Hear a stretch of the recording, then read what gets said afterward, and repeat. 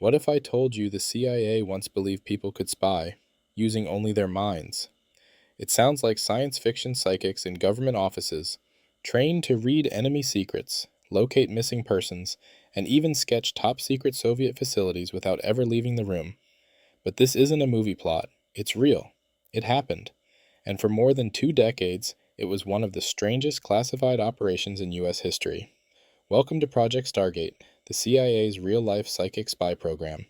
In the heart of the Cold War, while the US and the Soviet Union raced to build better bombs and more powerful satellites, another secret race was quietly unfolding, a race into the human mind.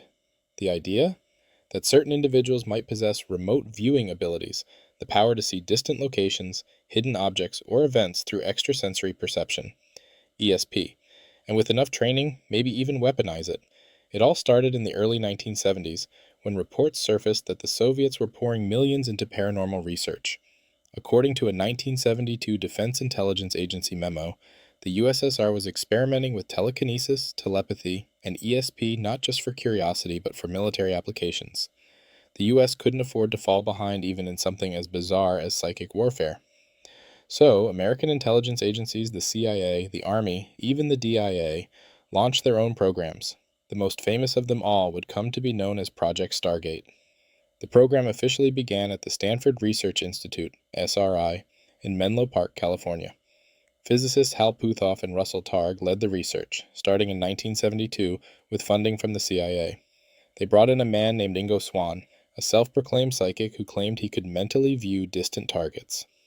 In one experiment, Swann was asked to describe the weather in a far-off city. The result? He nailed it. In another, he attempted to describe the rings around Jupiter, weeks before NASA's Pioneer 10 spacecraft confirmed their existence. The CIA was intrigued. By the early 1980s, the military had fully embraced the program. It moved to Fort Meade, Maryland, under the control of Army intelligence. The new name, Grill Flame, and later Center Lane, and finally, Stargate Project. Here, military personnel were trained in remote viewing. One of the most famous recruits was Joseph McMoneagle, a retired Army intelligence officer who claimed to have conducted over 450 remote viewing sessions. McMoneagle says he was once asked to locate a downed Soviet bomber in Africa, and found it. In another case, he sketched a strange-looking Soviet facility which later turned out to be a new class of submarine under construction. Here's how a typical Stargate session worked. The viewer, often in a darkened room, would be given coordinates or a sealed envelope. With no further information, they were told to relax, and simply describe whatever came to mind. Sometimes they sketched buildings, landscapes, or machinery. Other times they described people, conversations, or even emotions. Skeptical? You're not alone. But what made Stargate persist for so long was that now and then, the results were eerily accurate. Stargate viewers weren't just lab rats, they were deployed on real missions. In one case, a viewer was asked to describe the location of a kidnapped U.S. general in Europe. The description reportedly helped narrow down the search area. In another, a viewer described a secret Soviet weapons lab, identifying a large crane, a dome-shaped structure, and unusual machinery. Satellite photos later confirmed the details. And perhaps the strangest case of all, in 1983, viewers were tasked with locating a missing Soviet spy plane. Several viewers independently described a jungle, mountains, and a village with a nearby waterfall.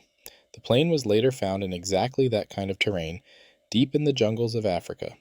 But not everyone in the government bought in. Throughout the 1980s and early 1990s, there was constant tension between believers and skeptics inside the intelligence community. Many argued that remote viewing was a pseudoscience, unreliable and unprovable. Others claimed the data was cherry-picked and the sessions were biased by overly enthusiastic handlers. In 1995, the CIA commissioned an independent review of the program by the American Institutes for Research. The findings? Mixed. One of the evaluators, psychologist Jessica Utz, argued that remote viewing had statistically significant results. The other evaluator, Ray Hyman, disagreed, claiming the evidence wasn't strong enough to justify operational use. Following the review, the CIA officially shut down Project Stargate in 1995. The public explanation? Remote viewing hadn't produced actionable intelligence that couldn't be acquired through conventional means. But the story didn't end there. In 2017, the CIA declassified over 12 million pages of documents, including many related to Stargate. These files included remote viewing session transcripts, evaluation reports, internal memos, and tasking sheets. Among them were detailed drawings of Soviet installations, descriptions of lost submarines, and even attempts to view Mars in the year 1 million BC. Yeah, you heard that right.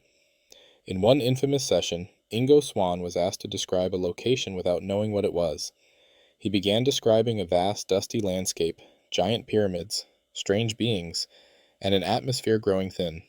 Only later was he told the coordinates he had been given were for the surface of Mars.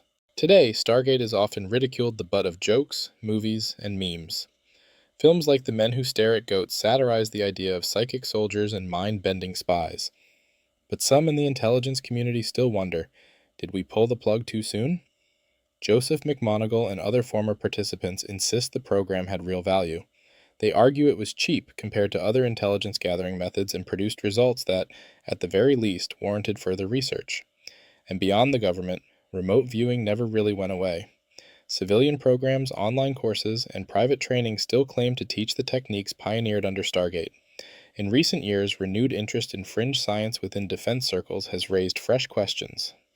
In 2020, it was revealed that the Pentagon's Advanced Aerospace Threat Identification Program, AATP, had explored not only UFOs, but human bioeffects from unexplained phenomena, hinting at a continued interest in the unexplained. In 2022, whistleblower reports and Senate briefings on UAPs, unidentified anomalous phenomena, further fueled speculation that the government is still operating in the shadows of the paranormal.